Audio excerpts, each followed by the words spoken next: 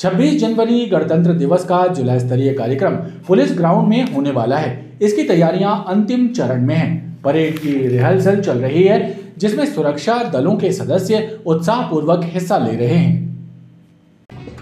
आगे बढ़ते जाना है। गणतंत्र दिवस परेड की सेमीफाइनल रिहर्सल पुलिस ग्राउंड में आयोजित हुई, जिसमें सुरक्षा दलों के सदस्यों में मुख्य आयोजन की तरह उत्साह नजर आया। सुरक्षा दलों के साथ एनसीसी और स्काउट गाइड के सदस्यों ने लयबद्ध कदम ताल किया।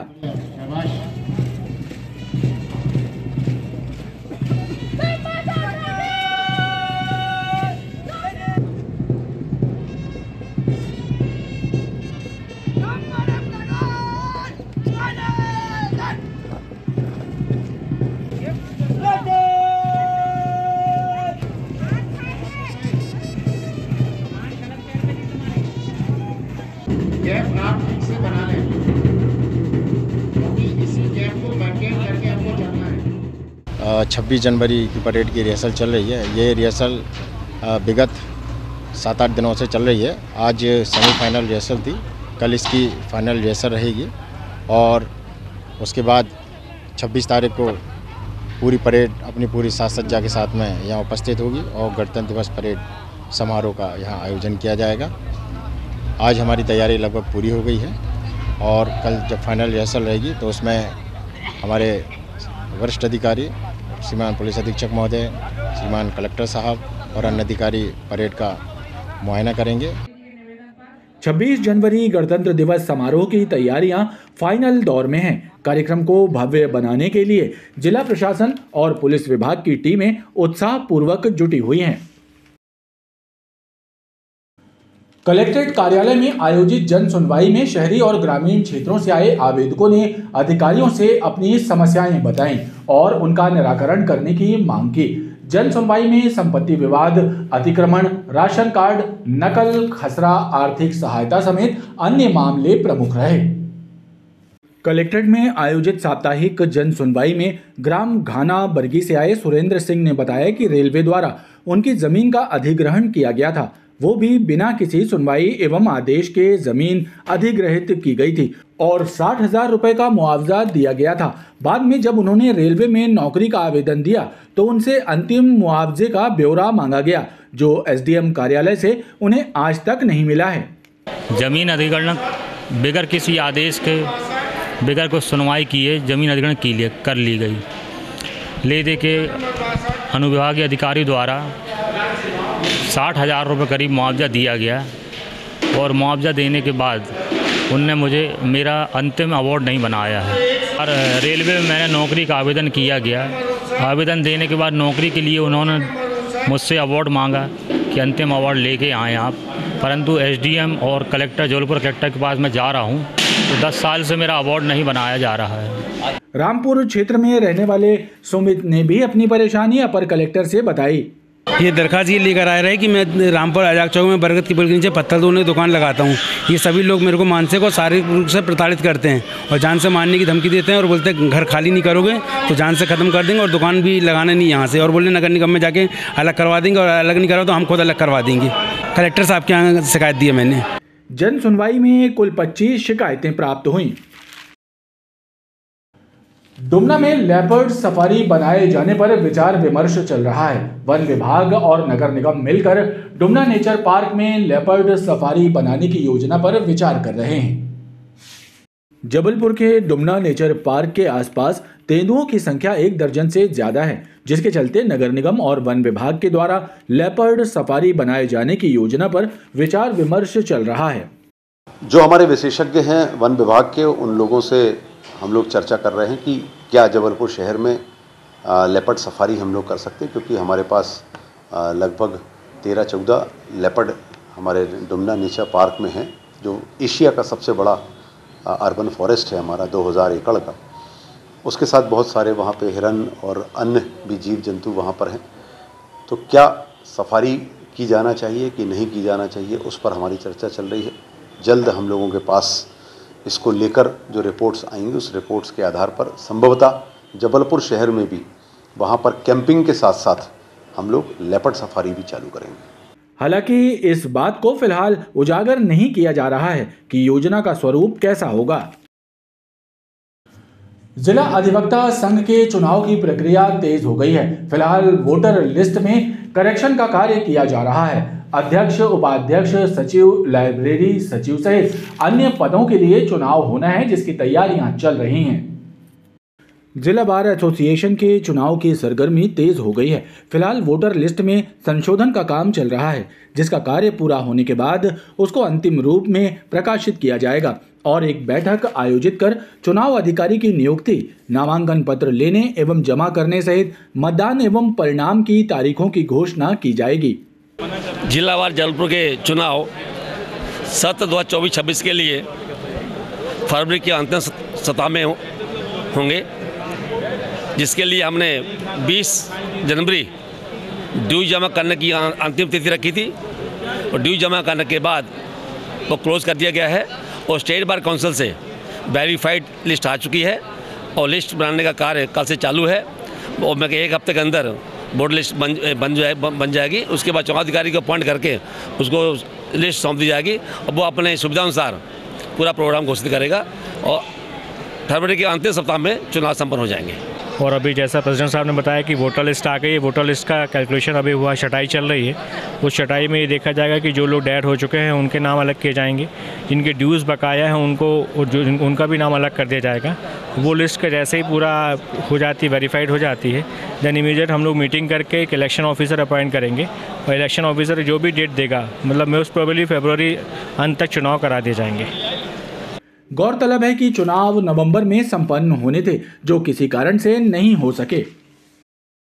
नेताजी सुभाष चंद्र बोस की जयंती के उपलक्ष्य में जिला चिकित्सालय में रक्तदान शिविर का आयोजन किया गया, जिसमें युवाओं ने बढ़ चढ़कर हिस्सा लिया और रक्तदान किया। तुम मुझे खून दो, मैं तुम्हें आज़ादी दूंगा, ये नारा लगाने वाले स्वतंत्रता संग्राम सेनानी नेताजी सुभाष चंद्र बोस की जयंती के अवसर पर शहर के कुछ युवाओं ने विक्टोरिया अस्पताल में ब्लड डोनेशन कैंप का आयोजन किया, जिसमें युवाओं ने बड़ी संख्या में शामिल होकर रक्तदान किया।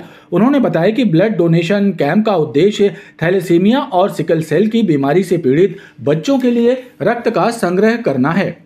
भारत की आज़ादी के महानायक श्री नेताजी सुभाष चंद्र बोस की जयंती के उपलक्ष्य में हर वर्ष की तरह इस वर्ष भी हम लोग रक्तदान शिविर का 18वां आयोजन किए हैं, जिसमें पीड़ित बच्चे जो थैलीसीमिया सिकल सीनिया से पीड़ित रहते हैं, जो ब्लड के लान भटकते हैं, जिनको ब्लड नहीं मिलती, उनकी मौत हो जाती है, उन बच्चों के लान हम लोग साल भर मेहनत करते हैं, हम और हमारे सभी साथी ब्लड के लान आज हम लोगों ने रक्तदान करवा रहे हैं, कर रहे हैं और ये संकल्प ले रहे हैं कि ऐसे गरीब बच्चों की मदद हम लोग करेंगे।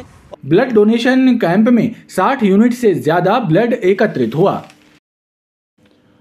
अयोध्या में श्री रामलला की प्राण प्रतिष्ठा के उपलक्ष्य में नगर में धार्मिक कार्यक्रमों का दौर जारी है। इसी कड़ी में छोटी ओमती स्थित राम मंदिर में पूजन अर्चन के बाद प्रसाद वितरित किया गया, तो वहीं कलेक्ट्रेट कार्यालय में भी अधिवक्ता संघ ने भंडारे का आयोजन किया। श्री राम मंदिर में आयोजित कार्यक्रम में भगवान राम की आरती एवं विधिवत पूजन हुआ, साथ ही भजनों का भी दौर चला। वहीं सुंदरकांड के समापन पर प्रसाद भी वितरित किया गया।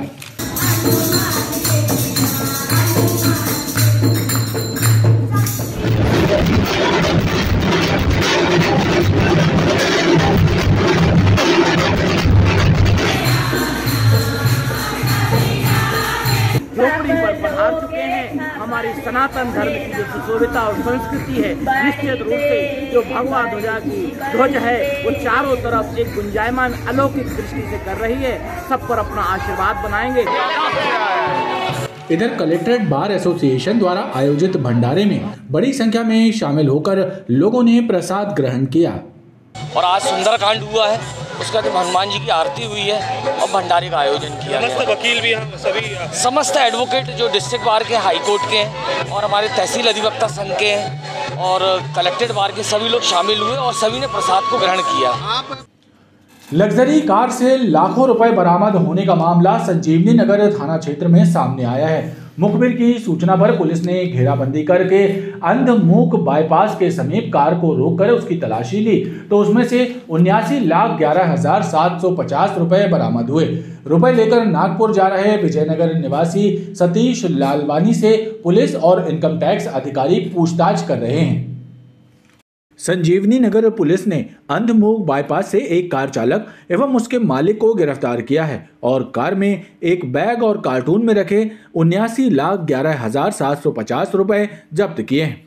पुलिस के अनुसार पकड़ा गया व्यक्ति विजयनगर निवासी सतीश लालवानी है और वो खुद को लोहे का व्यापारी बता रहा है, लेकिन रुपयों के बारे में संतोषजनक उत्तर नहीं दे पाया। लिहाजा आयकर विभाग को इसकी सूचना दी गई और अब आयकर अधिकारी सतीश से पूछताछ कर रहे हैं।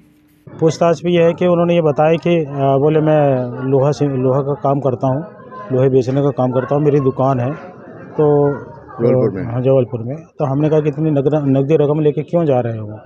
तो बोले साहब मुझे नागपुर में पैसे देना था इसलिए लेके जा रहा हूँ। तो हमें को संदेह लगा इनकम टैक्स जैसी कोई अपनी बचत के लिए जो है इतनी रकम हैंड टू हैंड साथ में लेके जा रहा है। क्या नाम बताया उसने सतीश लालवानी बताया, विजयनगर का रहने वाला है वो। सतीश ने पुलिस को बताया कि वो व्यापारी है और नागपुर में किसी को पेमेंट करने जा रहा था। बहरहाल लाखों रुपए पकड़े जाने को लेकर चर्चाओं का दौर भी जारी है। ऐसे कयास लगाए जा रहे हैं कि रुपया हवाला का भी हो सकता है या फिर इनकम टैक्स से बचने के लिए इतनी बड़ी रकम कार से ले जाई जा रही थी। फिलहाल पूछताछ के बाद ही इसका खुलासा हो सकेगा।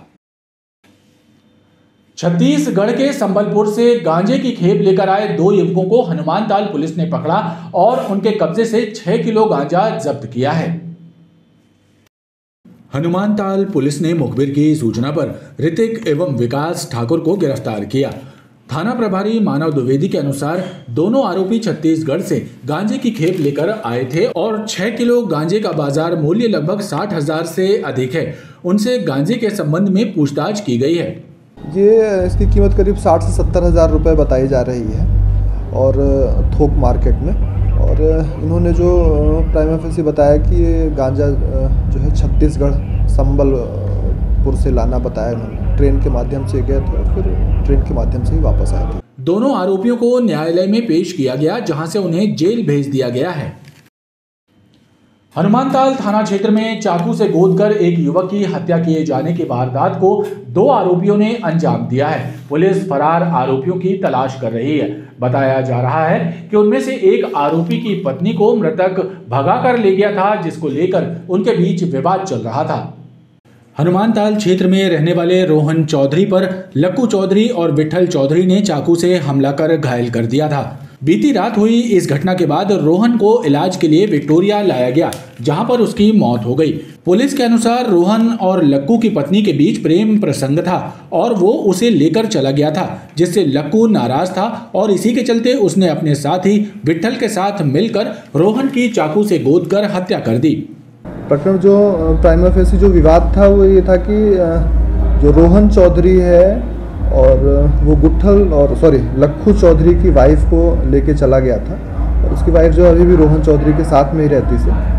इसी विवाद पर कल की जो घटना हुई है उसके तहत ये घटना हुई। प्राइमा फेसी अभी 2 नाम लक्कू चौधरी और गुट्ठल चौधरी ये 2 नाम निकल के आए हैं। पुलिस द्वारा आरोपियों की तलाश की जा रही है। खबरों का ये क्रम लगातार जारी है। आप देखते रहिए BTV न्यूज़।